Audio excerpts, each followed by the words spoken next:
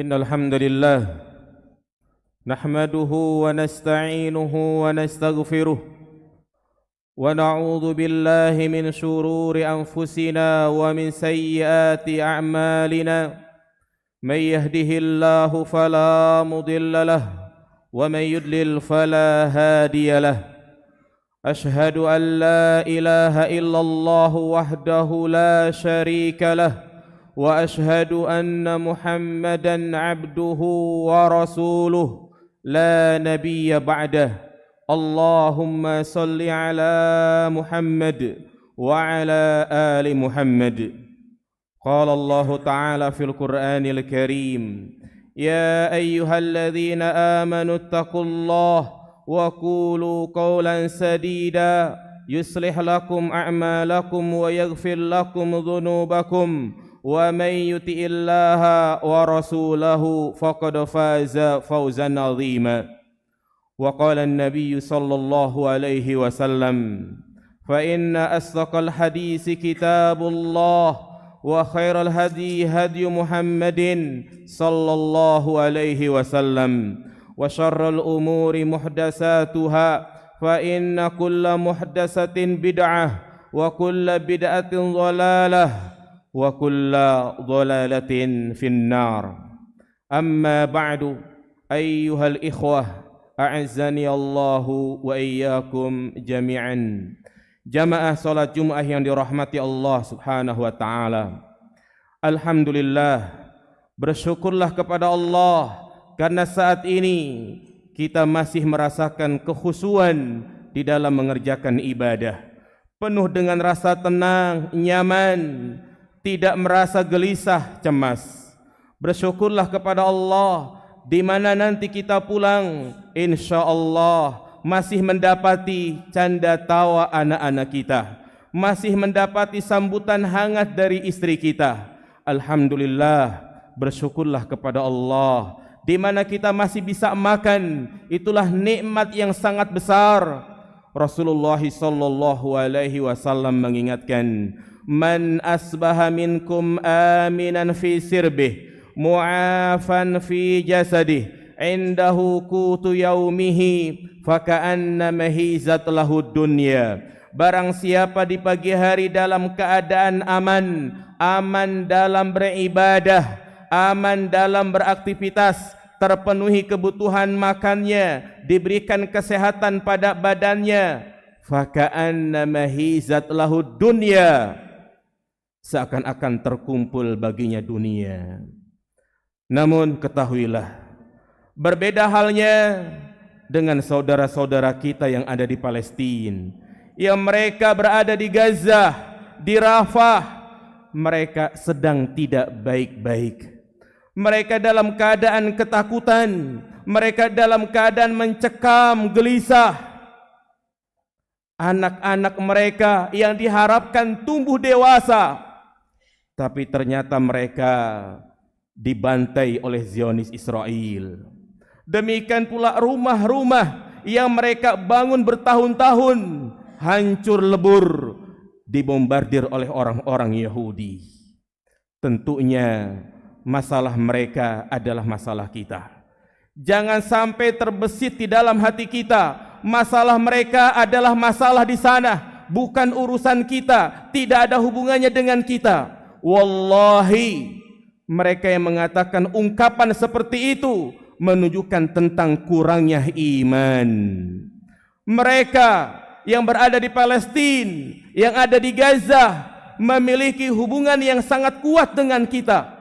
Walaupun kita berbeda bahasa, berbeda warna kulit, berbeda suku, tapi kita disatukan dengan persaudaraan Islam. Siapapun yang mengucapkan dua kalimat syahadat, walaupun kita berbeda di tempat, maka mereka adalah saudara-saudara kita. Penderitaan mereka adalah penderitaan kita sebagai umat Islam. Itulah yang disampaikan oleh Nabi sallallahu alaihi wasallam. Masalul mu'minina fi tawadihim wa tarahumihim wa ta'atufihim kamasalil jasadil wahid. perumpamaan orang-orang yang beriman di dalam saling mencintai, menyayangi, peduli, seperti satu tubuh yang apabila salah satu dari anggota tubuh kita yang sakit, maka semuanya merasakan sakit. Innamal mu'minuna ikhwah. Orang-orang yang beriman adalah bersaudara. Maka jangan sampai kita tidak peduli dengan mereka. Penderitaan mereka adalah penderitaan kita. Rasulullah sallallahu alaihi wasallam bersabda, "La yu'minu ahadukum hatta yuhibba li akhihi ma yuhibbu li nafsihi." Tidaklah beriman salah seorang di antara kalian sampai dia mencintai apa yang ada pada saudaranya sebagaimana dia mencintai apa yang ada pada dirinya. Seorang mukmin harus bahagia ketika ada saudaranya mendapatkan nikmat. Jika dia gusar hatinya, maka ini adalah benih-benih hasad. Dan juga seorang mukmin harus merasa menderita ketika ada saudaranya sengsara. Berikanlah bantuan kepada mereka semampu kita. Naam, umat Islam saat ini dalam keadaan lemah, dan kita hidup di suatu generasi di mana umat Islam berpecah belah, umat Islam banyak diintimidasi, dan itu sesuai dengan apa yang disabdakan oleh Nabi sallallahu alaihi wasallam, yushikul umamu an tadaa kama tada'al akalatu ila qas'atiha. Akan tiba saatnya di mana umat Islam akan dikerumuni oleh musuh-musuhnya seperti makanan yang ada di atas nampan. Sampai-sampai para sahabat bertanya, "Ya Rasulullah, amin qillatin nahnu yauma idzin?" Apakah saat itu kita sedikit? Nabi mengatakan, "Bal antum katsirun walakinnakum gusaun ka gusais sail." Kalian itu banyak, bahkan mayoritas, tetapi kalian seperti buih di lautan, tidak memiliki kekuatan, tidak memiliki power. Allah cabut rasa takut di hati musuh-musuh kalian kepada kalian, dan Allah tanamkan dalam hati kalian al-wahan, hubbud dunya wa karahiyatul maut, cinta terhadap dunia dan takut kematian. Minimalnya sisipkan doa untuk mereka. Tatkala kita berdoa, tidak hanya berdoa untuk diri kita, istri kita, anak kita, tapi doakanlah saudara-saudara kita agar mereka diberikan kesabaran. Dan juga tanah Palestina memiliki hati, memiliki posisi di hati kaum muslimin. Ia adalah tanah yang dimuliakan oleh Allah Subhanahu wa taala. Palestina adalah kota yang memiliki kedudukan yang sangat tinggi di sisi Allah Subhanahu wa taala. Allah pilih Palestina sebagai tempat mi'rajnya Nabi kita Muhammad sallallahu alaihi wasallam. Subhanalladzi asra bi'abdihi lailan minal masjidil haram ilal masjidil aqsa alladzi barakna haulahu linuriyahu min ayatina innahu huwas samiul basir.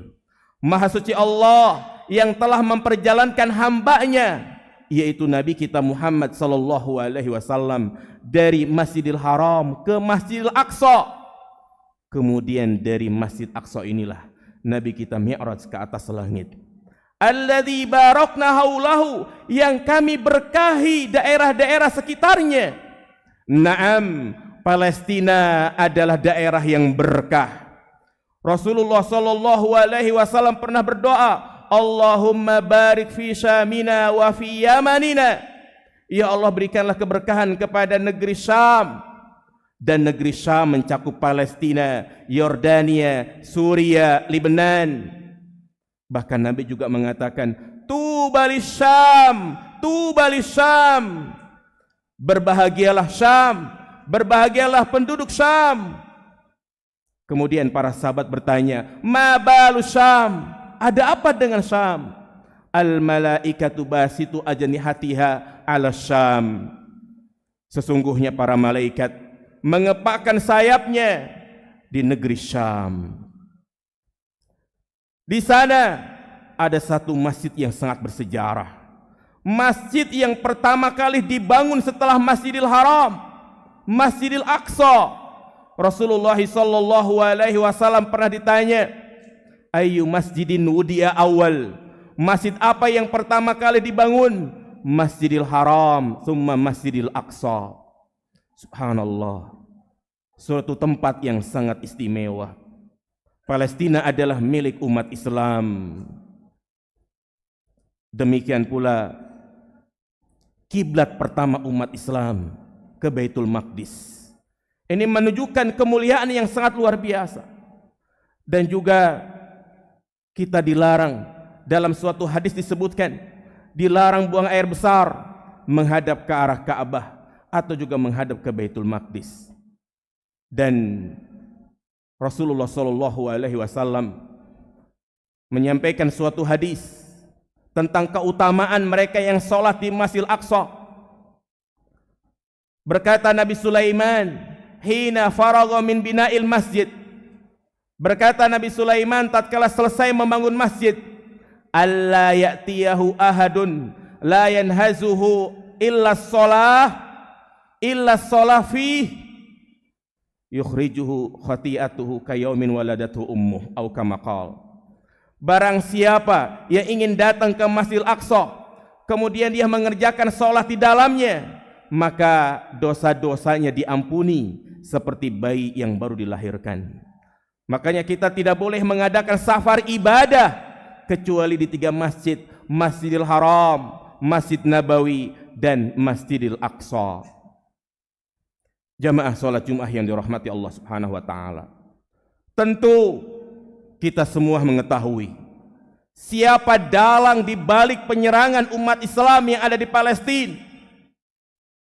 Mereka adalah musuh Allah, kaum yang Allah laknat, yang bahkan Allah abadikan laknatnya di dalam Al-Quran, yang kita selalu membacanya setiap hari minimalnya 17 kali. Ghairil maghdubi alaihim waladdallin. Bukan kaum yang engkau benci, yang engkau murkai, yaitu orang-orang Yahudi. Dan mereka orang-orang Yahudi, Zionis Israel, adalah manusia yang paling keras permusuhannya kepada umat Islam. Dan itu akan terus terjadi sampai tegaknya hari kiamat. Allah Subhanahu wa taala sebutkan di dalam Al-Qur'an, la tajidanna ashaddan nasi adawatan lil ladzina amanu al-yahuda wal ladzina asraku. Sungguh benar-benar kau akan mendapati orang yang paling keras permusuhannya kepada orang-orang yang beriman adalah orang-orang Yahudi dan orang-orang musyrikin. Jangankan umat Islam yang mereka bantai, mereka Allah katakan adalah orang yang paling berani membunuh para nabi dan rasul. Bahkan Nabi kita Muhammad sallallahu alaihi wasallam tidak lepas dari usaha pembunuhan yang dilakukan oleh orang-orang Yahudi. Beberapa kali mereka berusaha untuk membunuh Nabi kita Muhammad sallallahu alaihi wasallam, tapi semuanya Allah gagalkan. Nabi pernah diracun. Sebagaimana disebutkan dalam hadis yang sahih. Atat imra'atun Rasulullah sallallahu alaihi wasallam bisyatin masmumah fa akala minha. Ada seorang wanita Yahudi yang datang kepada Nabi SAW menyuguhkan daging yang menjadi kesukaan Nabi, bagian pahanya. Dan Nabi pun memakannya, ternyata daging tersebut sudah dikasih racun. Bahkan daging tersebut berbicara, ana masmumah, aku ini diracun. Nabi pun langsung segera memuntahi daging tersebut. Berbeda dengan beberapa sahabat yang mereka sudah telanjur makan banyak. Ada yang meninggal di tempat dan ada yang meninggal di rumahnya. Ketika ditanya kepada wanita tersebut, dia menjawab, aradtu liaktulak, aku ingin membunuh ya Muhammad. Maka Allah yusallituki ala dzak. Allah tidak akan mampu menguasaimu untuk membunuh Rasulullah sallallahu alaihi wasallam. Demikian pula Rasulullah pernah disihir. Aisyah radhiyallahu taala anha pernah menyampaikan, sahara Rasulullah sallallahu alaihi wasallam Yahudiyun min Bani Zuraik yuqalu lahu Labid bin A'sam. Nabi SAW pernah disihir oleh seorang Yahudi dari Bani Zuraik, namanya adalah Labid bin A'sam. Nabi pernah disihir, yang Nabi merasakan sesuatu yang aneh pada dirinya, kegelisahan. Beliau sudah melakukan sesuatu, tapi beliau merasa belum melakukannya. Demikian pula usaha pembunuhan yang dilakukan oleh kabilah Yahudi Bani Nazir. Nabi mendatangi mereka untuk menuntut diat karena mereka telah membunuh salah satu sahabat Nabi SAW. Ternyata mereka bersekongkol. Mereka mengatakan, kapan lagi ada kesempatan untuk membunuh Muhammad? Siapa di antara kalian yang ingin membawa batu dan jatuhkan ke arah Muhammad? Subhanallah, tapi Allah menggagalkan mereka. Itulah permusuhan mereka yang sangat luar biasa. Demikian pula mereka adalah orang-orang yang sangat hasad kepada umat Islam. Mereka tidak akan pernah ridho sampai umat Islam keluar dari agamanya. Allah katakan dalam Al-Quran, walan tardo ankal yahudu walan nasara hatta tattabi'a millatahum. Tidak akan pernah ridho orang-orang Yahudi dan orang-orang Nasrani sampai umat Islam meninggalkan agamanya, sampai kita semua ikut kepada mereka. Sejak diketahui diutusnya Nabi kita Muhammad SAW, mereka terus menampakkan kehasadannya. Mereka adalah orang yang paling pandai menyembunyikan kebenaran, padahal sudah sangat jelas tercantum dalam kitab Taurat akan munculnya Nabi terakhir, akan datangnya Nabi yang menjadi penutup para Nabi. Mereka tahu itu semua. Bahkan Allah katakan ya'rifunahu kama ya'rifuna abna'ahum. Mereka mengetahui tentang Nabi terakhir seperti mereka mengetahui nama anak-anak mereka. Tapi itulah karena hasad. Lihat, ketika Nabi masuk ke Madinah, banyak kabilah-kabilah Yahudi, Bani Nazir, Bani Quraidah, Bani Qainuqa. Dalam rangka apa? Pada asalnya mereka ingin menyambut kedatangan Nabi terakhir. Tapi ternyata Allah jadikan Nabi terakhir dari Bani Ismail, bukan dari Bani Israel. Inilah yang membuat mereka dengki sampai detik ini. Mereka adalah orang-orang yang berani menghina Allah Subhanahu wa ta'ala. Tidak ada manusia yang paling berani menghina Allah kecuali orang-orang Yahudi. Mereka mengatakan wa qalatil yahud yadullahi maglulah gullat aidihim. Mereka mengatakan tangan Allah itu terbelenggu, padahal tangan mereka lah yang terbelenggu. Mereka mengatakan Allah itu fakir. Lihat, tidak ada dosa yang paling besar kecuali menghina Allah Subhanahu wa ta'ala. Dan mereka adalah orang yang paling berani menantang para nabi dan rasul. Ketika Nabi Musa mengajak mereka untuk beriman, tetapi mereka malah menantang Nabi Musa. Wa il qultum ya Musa lan nu'mina hatta narallaha jahra. Kami tidak akan beriman sampai engkau memperlihatkan Tuhanmu. Akhirnya Allah azab mereka dengan dikirimnya halilintar. Itulah busuknya orang-orang Yahudi. Maka jangan pernah kita menganggap mereka mencintai kita. Mereka adalah musuh sampai tegaknya hari kiamat. Dan mereka semua akan dihabisi oleh umat Islam ketika tauhid menjadi jaya di tengah-tengah umat Islam, di tengah-tengah manusia. Makanya Allah laknat mereka menjadi babi dan juga menjadi kera karena penyimpangan mereka yang sangat luar biasa. Aqulu qouli hadza wa astaghfirullah li wa lakum innahu huwal ghafurur rahim.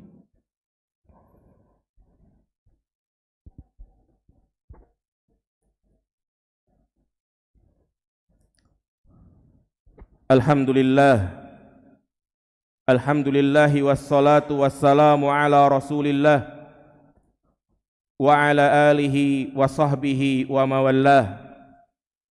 Ashhadu an la ilaha illallah wahdahu la syarika lah wa ashhadu anna Muhammadan abduhu wa rasuluh la nabiyya ba'dah. Allahumma salli ala Muhammad wa ala ali Muhammad. Jamaah salat Jumat yang dirahmati Allah Subhanahu wa taala. Itulah tentang derita Palestina. Maka kita sebagai umat Islam hendaknya memiliki rasa peduli, rasa iba. Jangan cuek. Minimalnya kita doakan mereka agar mereka mendapatkan jalan keluar, agar mereka diberikan kesabaran. Maka orang yang tidak peduli, maka dia adalah orang yang hasad. Karena hasad itu, dengki itu, bukan hanya tidak senang dengan kenikmatan yang didapat oleh saudara kita, tetapi di antara bentuk hasad adalah dia mendiamkan, tidak ada rasa iba, cuek terhadap penderitaan yang dialami oleh saudaranya. Kita memohon kepada Allah Subhanahu wa taala agar kita senantiasa diberikan keamanan, karena itu adalah nikmat yang sangat besar. Bersyukurlah kepada Allah Subhanahu wa taala tatkala kita bisa melangkahkan kaki ke masjid tanpa ada rasa cemas, tanpa ada rasa takut. Ini nikmat yang teramat besar yang harus betul-betul kita jaga. Allahumma ighfir lana wa li ikhwanina alladhina sabaquna bil iman wa la taj'al fi qulubina ghillan lil ladzina amanu rabbana innaka raufur rahim. Allahumma ansur ikhwanana al muslimin, Allahumma ansur ikhwanal muslimin fi Palestin wa fi kulli makan anta a'lamu minna. Allahumma ahlikil kafarata wal musyrikin, Allahumma damir al-Yahud wal Israel wa syatit samlahum wa farrik jam'ahum. Allahumma rabbana zalama anfusana wa ilam taghfir lana wa tarhamna lanakunanna minal khasirin. Allahumma aminna awtanana wa aslih a'immatana waj'alhum muhakimina bi kitabik wa sunnati nabiyyika Muhammadin sallallahu alaihi wasallam. Allahumma farij farajal makrubin wa nafis usratal mu'asirin wa qtidaina anil madinin. Rabbana atina fid dunya hasanah wa fil akhirati hasanah wa qina azaban nar. Akhiru da'wana anil hamdulillahi rabbil alamin.